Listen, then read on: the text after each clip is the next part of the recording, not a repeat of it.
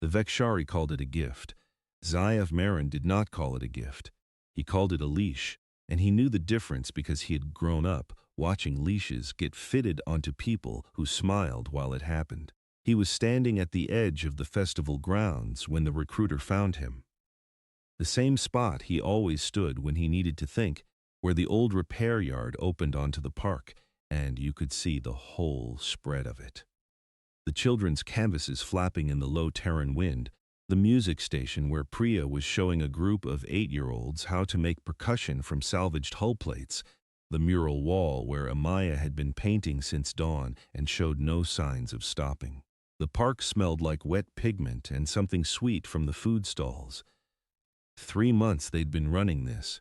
3 months since the Vekshari settlement ships had made orbit, and the UN had handed over the northern districts in exchange for unspecified technological considerations, and 3 months since Zaya had decided that if the world was going to get strange, at least the kids in Sector 12 should have somewhere to go.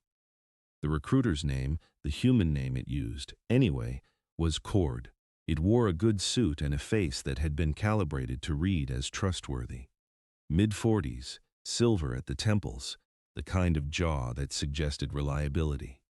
Zaya had seen the Vekshari do this before. They were students of human signaling in the way a hunter is a student of tracks. "Impressive operation," Cord said, standing beside him, not introducing itself, just commenting, the way you comment on the weather when you want to seem casual. "It's a park festival," Zaya said. "It's more than that, and you know it." Cord tilted its head at the mural wall. Amaya was doing something extraordinary up there. A figure that was half human, half light, suspended in what might have been a leap or a fall. You couldn't tell which yet. That ambiguity was the whole point. "She's your sister? Adopted. You raised her." Zaya didn't answer. He watched a small boy approach the music station and pick up a hull plate mallet like he'd been born holding it. Tentative and then suddenly not tentative at all. "The Vekshari coordination has been watching your work," Cord said. "Not just here. The Sector 7 residency, the Cultural Archive project, the way you build not top-down, organic, lateral, resilient." It paused. "You understand something about human creativity that most humans don't. You know it's not a luxury. It's load-bearing.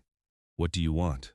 The recruiter smiled, and the smile was almost right, almost human, but there was something in the timing of it. A quarter second too smooth, like a translation. "The coordination is establishing a cultural integration council. A real one, not the puppet advisory board the UN set up. Humans and Vekshari designing the shared social infrastructure, art, language, ceremony, education. You would be the human lead, a seat at the table where it actually gets decided." Cord let that land. "Then, full resource allocation, whatever you need, wherever you want to scale this. Not Sector 12, all of them." Zaya said nothing. "I understand you'll want time," Cord said. "You don't understand anything about what I want," Zaya said. But he said it quietly, without heat, because the problem wasn't the recruiter. The problem was that the offer made a kind of sense that he didn't want to have to argue with. He thought about it for 3 days without telling anyone. He watched the festival. He watched the kids. He watched Amaya finish the mural, the figure resolved, in the end, into something that was leaping, not falling, but the ambiguity remained because the ground was gone, and then start immediately on a new panel without taking a break, the way she always did, like stopping would cost her something. He watched Priya run a grief workshop in the evenings after the children left for the adult residents of Sector 12 who had nowhere to put what had happened to their city and their world. They came, and they hammered hull plates, and they wept, and they left lighter. He watched a 14-year-old named Okan spend 6 straight hours learning to mix pigment under Amaya's guidance, failing and failing and failing, and then producing something that made everyone in the vicinity go quiet. He thought, "This is what I built." And then he thought, "This runs without me." And then he thought, "Does it?" On the 4th day, Amaya found him at the edge of the yard again. She didn't ask what was wrong. She knew what was wrong. She had always been able to read him the way she read her own paintings, not what was shown, but what the showing was doing, what it was covering, what it was holding up. She sat beside him on the equipment casing he used as a bench, and they were quiet together for a while, and the silence had weight and texture, and it was the most honest conversation he'd had in days. "Tell me what they offered," she said. He told her. She was quiet again. Then, "And you think you should go?" "I think I might be the only one who can actually do something useful in that room." "That's probably what they want you to think. Maybe. But what if it's also true?" Amaya picked up a small stone and turned it over in her fingers. An unconscious habit, something to do with her hands when she was thinking hard.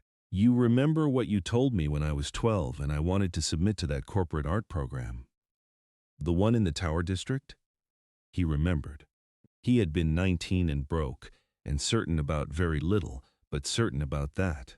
"I said don't let them be the ones who define what your work is for.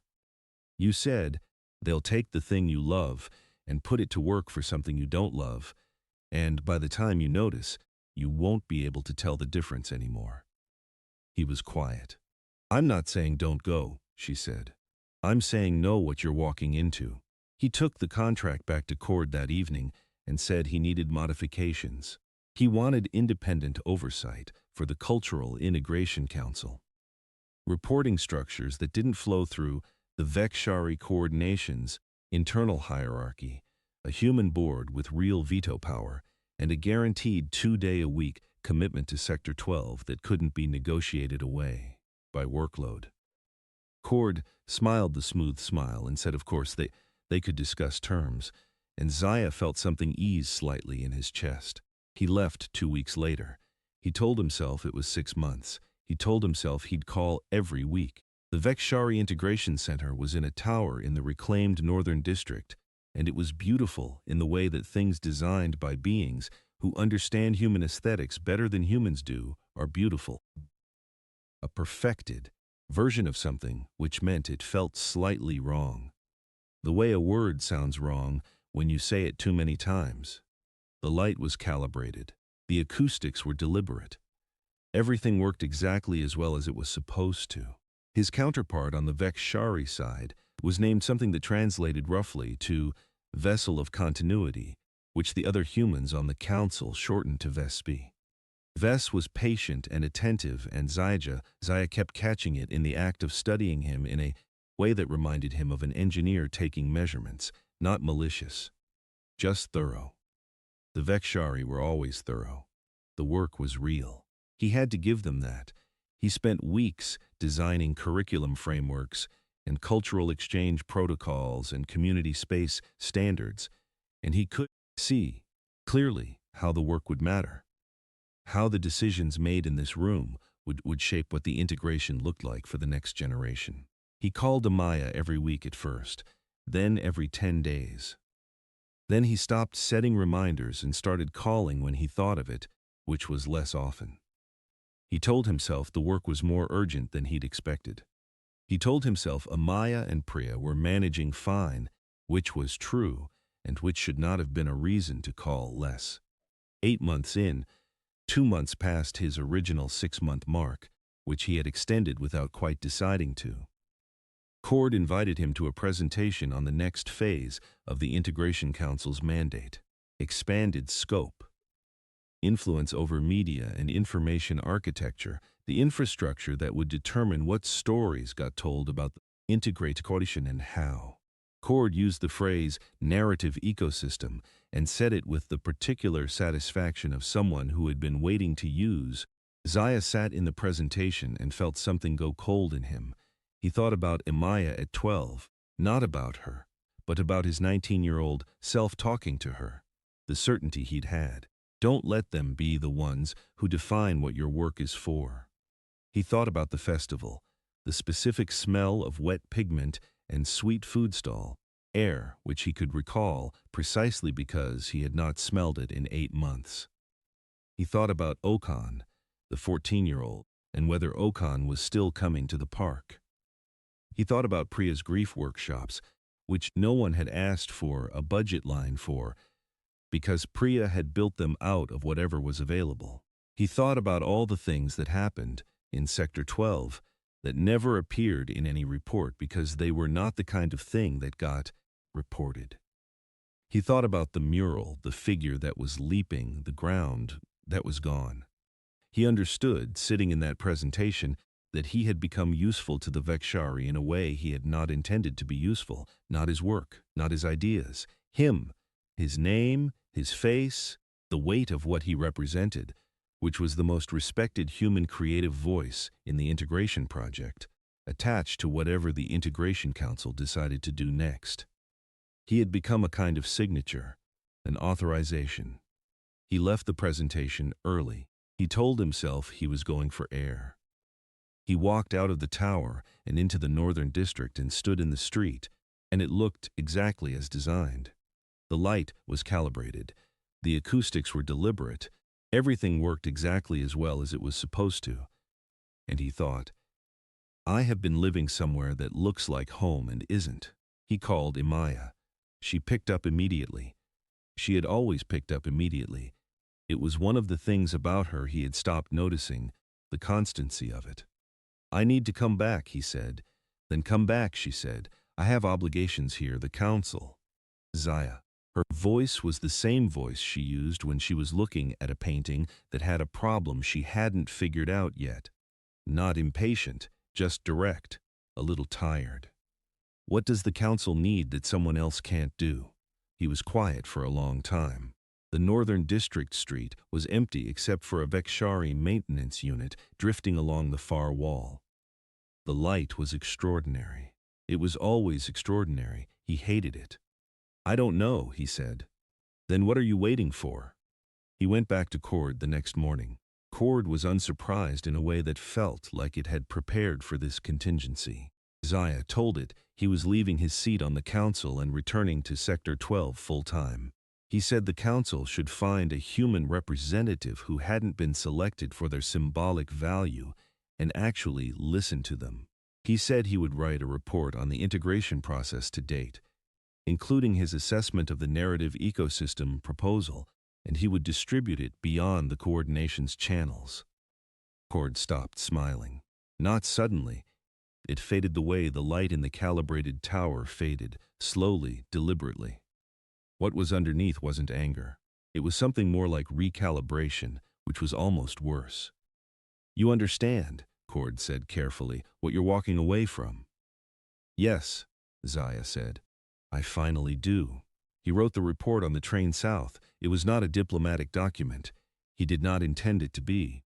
He sent it to 47 human journalists, community organizers, and council members outside the Integration Authority. He sent it to the UN Advisory Board, the puppet one, because even puppet boards sometimes had people on them who were paying attention and waiting for something to bring to the table.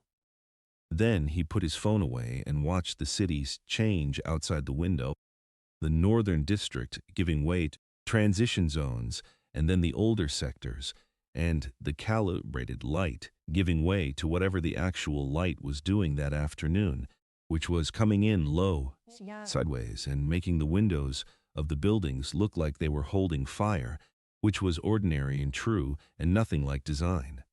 He got off at the Sector 12 stop. The park was running. Of course it was running. Priya was at the music station, and there were more kids than he remembered. A whole new group of faces, which meant the thing had grown in his absence, which was the whole point, which shouldn't have surprised him but did, because you can know something is true in your head and still have it hit you differently when you see it.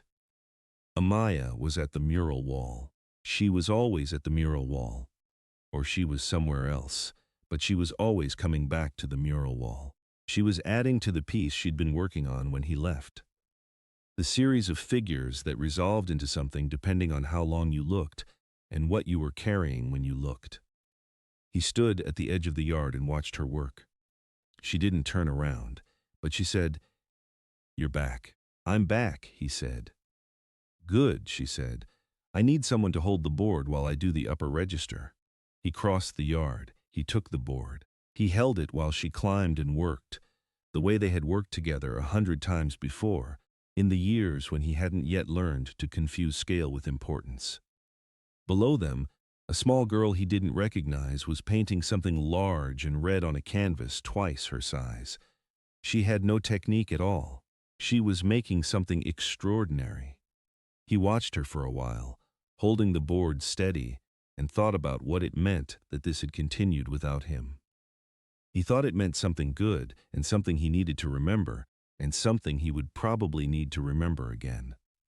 Okan appeared at the edge of the park at mid-afternoon. He was taller than Zaya remembered. He had a bag of supplies and a look on his face like he was annoyed to be there and would not leave until they made him. He took a canvas and set it up without asking anyone and started working. Zaya didn't interrupt. You didn't interrupt Okan. You stepped back and you held the space and you let the thing happen.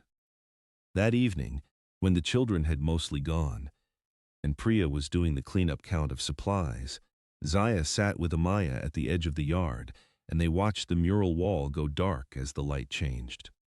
"The Vekshari are going to push back," Amaya said, "about the report. I know." "You're ready for that?" He thought about it. He thought about Cord's recalibrating expression. He thought about all the decisions that had been made in that calibrated tower, and all the decisions that would still be made, and how much of what he had written would matter and how much would not, and whether the narrative ecosystem proposal would go forward anyway, or whether the report would cost it enough political friction to slow it down. "I don't know," he said. "I know it was the right thing to do. I know I'm here. I know Okan showed up today." He watched the dark mural wall, the barely visible shape of the leaping figure. "That's enough to know for now." Amaya was quiet for a moment. Then she said, "You know what that figure is?" "Leaping," he said. "You always said leaping." "I said leaping, but I meant choosing." She looked at it the way she always looked at her own work, not proud, not critical, just seeing. "The ground is gone. That's not a tragedy. The ground was the constraint. Choosing to go is the thing." She paused. "Coming back is also choosing." He stayed quiet with that for a while. Down the park, someone had left the hull plate percussion station running. A small residual rattle from the last kid to leave. Not quite music, not quite silence. The wind moved through the canvases. The food stalls were packing up, and the smell of sweet things was fading. 3 weeks later, the UN Advisory Board asked him to testify. The testimony led to a structural review of the Integration Council's expanded mandate. It did not stop everything. It slowed some things and changed some others and left most of the big machinery running, the way most testimonies do. Cord was reassigned to a different district project. Whether that mattered or not, Zaya couldn't tell yet. He was in Sector 12 when the review concluded. He was holding a board while Amaya worked the upper register. He had been there most days. Okan had started teaching younger students. He did it without being asked, without a curriculum, without a budget. He just did it, the way things grew in Sector 12. Laterally, organically, resilient in ways that nobody designed. Because design wasn't always what made a thing survive. Zaya watched Okan work with a 9-year-old who was failing at something, and failing and then suddenly not failing.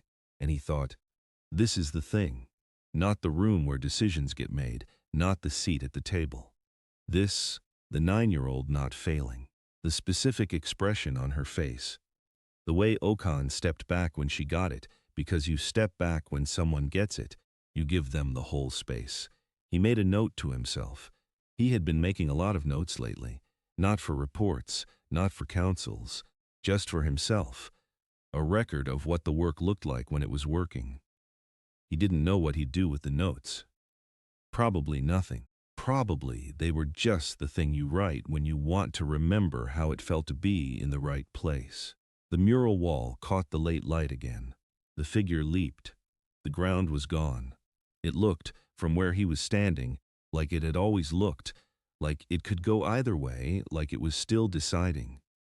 And then the light shifted, and it resolved, and the choice was clear. He went back to holding the board.